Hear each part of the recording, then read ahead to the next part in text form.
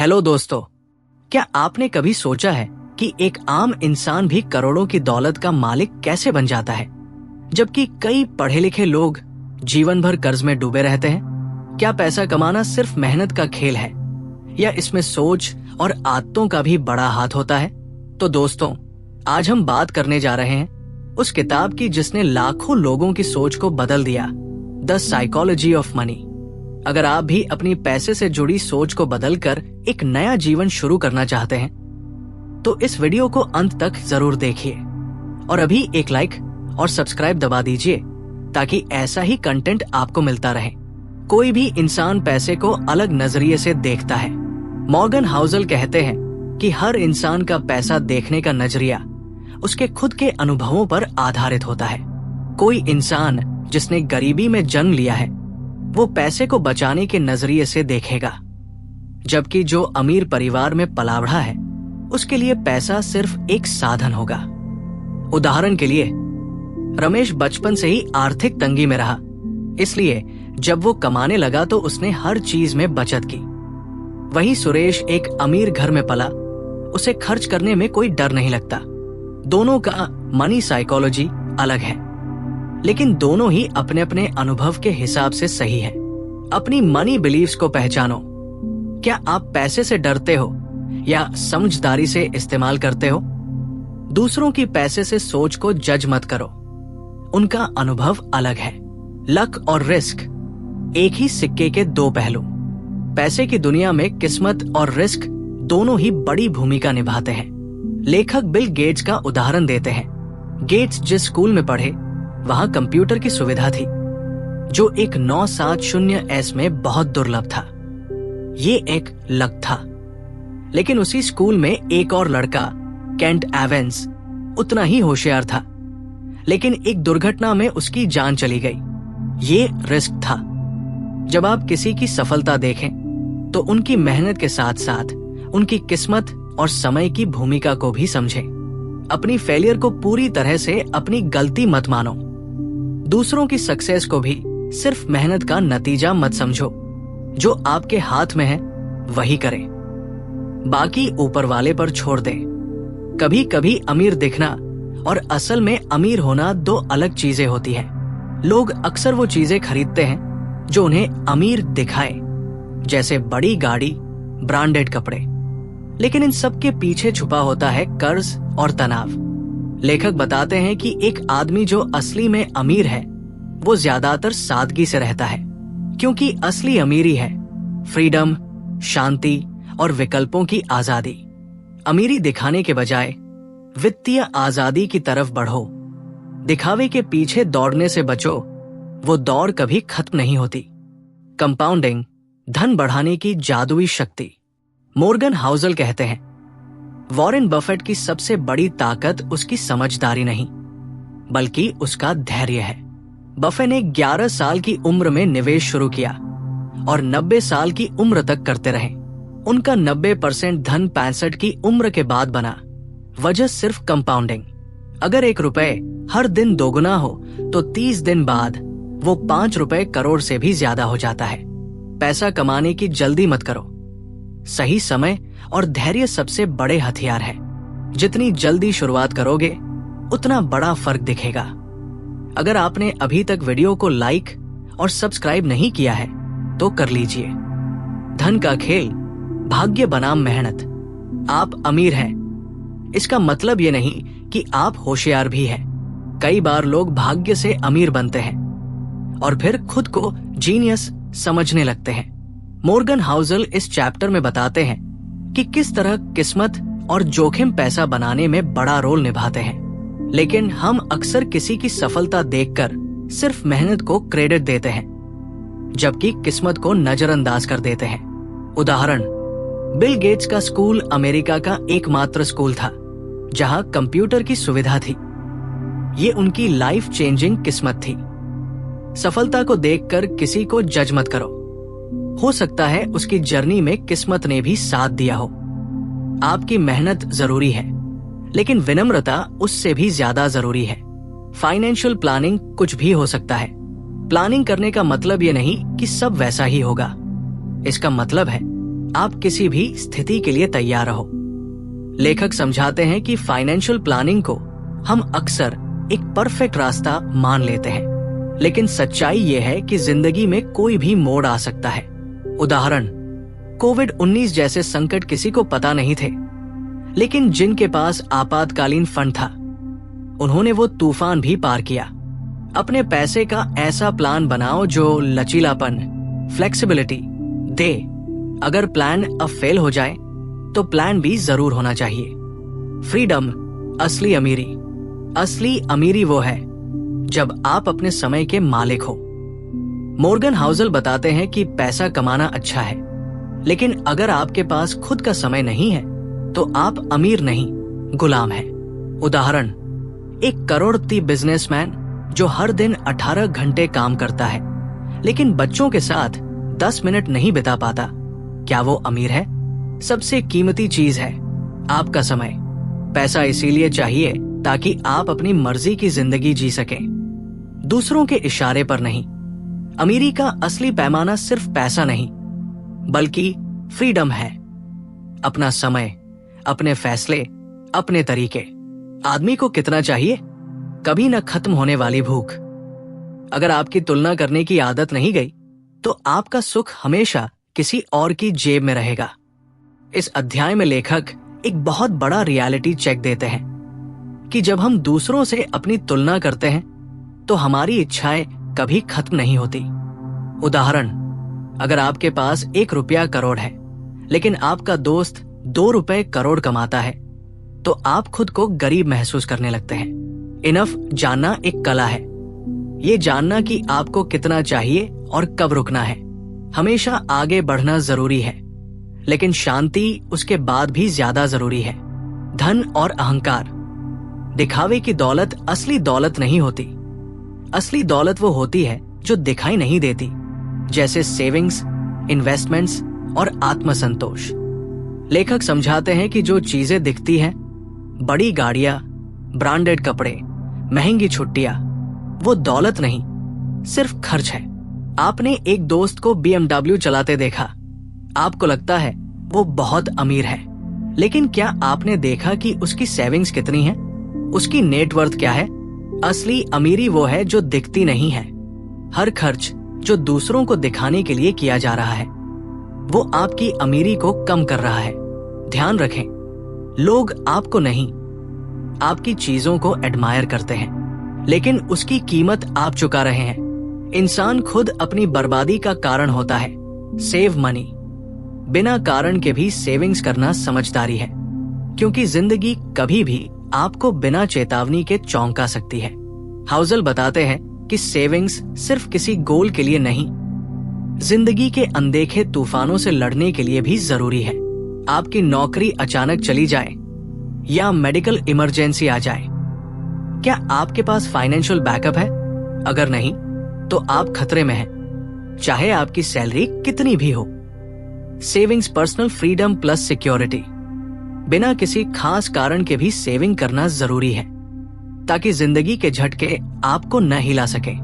आश्चर्य का तत्व, दुनिया का हर बड़ा आर्थिक बदलाव किसी न किसी बड़े सरप्राइज से आता है, और यही चीजें सबसे ज्यादा असर डालती है। ये अध्याय हमें बताता है कि जब भी आप फाइनेंशियल प्लानिंग करते हो, आप लॉजिक और डेटा से सोचते हो, लेकिन जिंदगी में सरप्राइजेज ही सबसे बड़ी भूमिका निभाते हैं। कोविड-19 कोई किसी प्लान में नहीं डालता, लेकिन उस एक इवेंट ने पूरी दुनिया की इकोनॉमी को हिला दिया। अपने पैसे की प्लानिंग करते समय केवल रैशन नहीं, रीजनेबल बने। हर प्लान में थोड़ी लचीलापन, फ्लेक्सिबिलिटी रखें, ताकि जब जिंदगी करवट ले आप संभाल सको। लॉजिक आपको थ्योरी में जिताएगा, पर रीजनेबल सोच ही जिंदगी की रेस में आगे रखेगी। आप प्लान क्यों नहीं बना पाते? Surprise, things change. लंबी अवधि की प्लानिंग करते समय बदलाव की संभावना को भी प्लान का हिस्सा बनाना होगा। इस अध्याय में लेखक बताते हैं कि लोग प्लानिंग करते हैं जैसे आने वाला वक्त वैसा ही रहेगा जैसा अभी है, लेकिन वक्त हमेशा बदलता है। 20 साल की उम्र में जो सपना था, क्या 30 की उम्र में भी वैसा ही रहा? शायद नहीं। प्लानिंग करते समय व्हाट इफ सवाल पूछो। क्या होगा अगर मेरी सोच बदल गई, अगर मेरी प्रायोरिटीज बदल गई। अपने फाइनेंशियल गोल्स में भी फ्लक्चुएशन और फ्लेक्सिबिलिटी की गुंजाइश रखो। हम भविष्य को नहीं जानते, तो क्यों ना ऐसा सिस्टम बनाएं जो बदलावों के बावजूद भी काम करे। फ्रीडम असली अमीरी है, आजादी। पैसा कमाने का सबसे बड़ा फायदा क्या है? अपना समय खुद के हिसाब से खर्च करना। मॉर्गन हाउसल कहते हैं, जब आपके पास पैसा है तो सबसे बड़ी लग्जरी कोई गाड़ी या बंगला नहीं, बल्कि समय पर आपका कंट्रोल होता है। सोचिए, एक ऐसा इंसान जो लाखों कमाता है लेकिन हर सुबह 7 बजे उठकर बॉस की सुनता है, और एक दूसरा व्यक्ति जो 9 से 3 बजे तक फ्रीलांस काम करता है, कम पैसे कमाता है पर दिन, जगह और वक्त उसकी मर्जी से चलता है। कौन ज्यादा अमीर है? असली अमीरी टाइम फ्रीडम। जब आप अपने डिसीजंस खुद ले सकते हो, वही आर्थिक आजादी है। अपने फाइनेंशियल गोल्स में फ्रीडम को भी शामिल करो। सिर्फ वेल्थ नहीं, रईसी दिखाने के लिए नहीं, जीने के लिए कमाओ। Man in the car paradox, दिखावे की असलियत।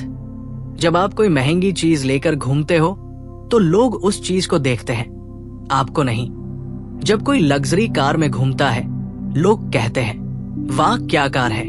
वो नहीं कहते, वाह क्या इंसान है। दिखावे की चीजें अक्सर दूसरों को इम्प्रेस करने के लिए होती है, लेकिन लोग खुद आपकी नहीं, आपकी चीजों की तारीफ करते हैं। दिखावा दूसरों को इम्प्रेस करने की कोशिश है, लेकिन असर कम होता है। जो लोग दिखावे की दौड़ में नहीं भागते, वो असल में अपने लिए जीते हैं। खुद को अच्छा इंसान बनाओ, महंगी चीजें नहीं।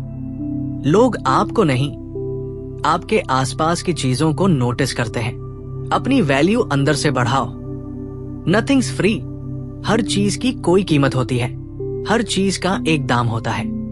कुछ पैसे में, कुछ वक्त में और कुछ शांति में।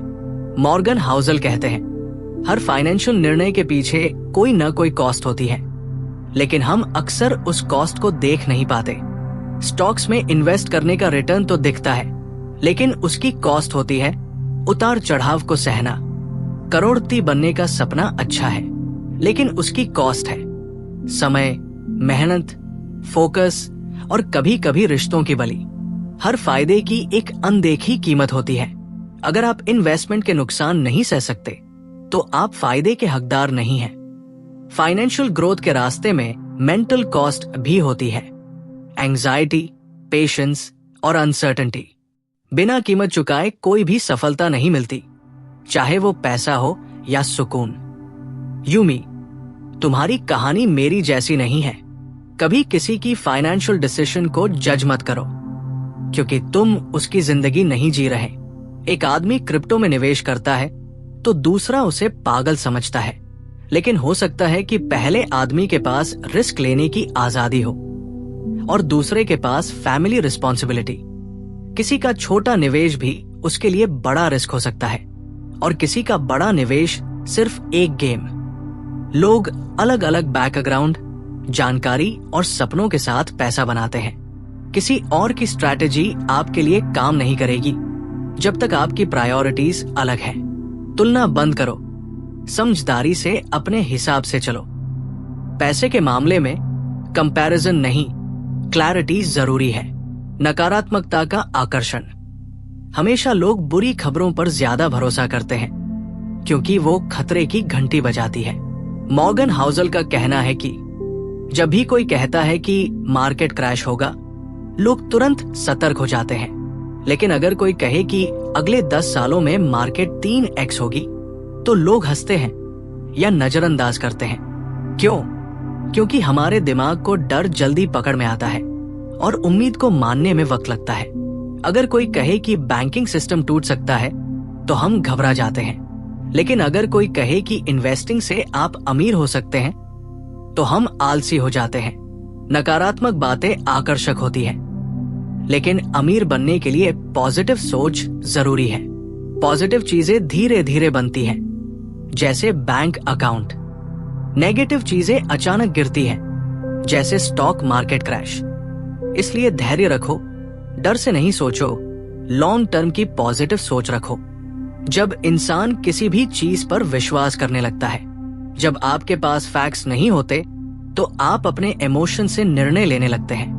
जब हमें चीजें समझ नहीं आती, हम रूमर्स, ट्रेंड्स, इमोशंस और दूसरों की राय पर विश्वास करने लगते हैं। बिटकॉइन क्यों खरीद रहे हो? क्योंकि सब खरीद रहे हैं। इस स्टॉक में पैसा क्यों डाला? क्योंकि यूट्यूबर ने कहा था। ये वो माइंडसेट है जो आपको रिसर्चर नहीं बल्कि फॉलोअर बनाता है। पैसा कमाने के लिए खुद की सोच बनाओ। अगर आप हर किसी की बात मानोगे तो पैसे के साथ साथ अपना भरोसा भी खो दोगे। फाइनेंशियल डिसीजन सोच से लो, भीड़ से नहीं। कभी भी काफी नहीं होता। दुनिया का सबसे बड़ा खतरा है और चाहिए।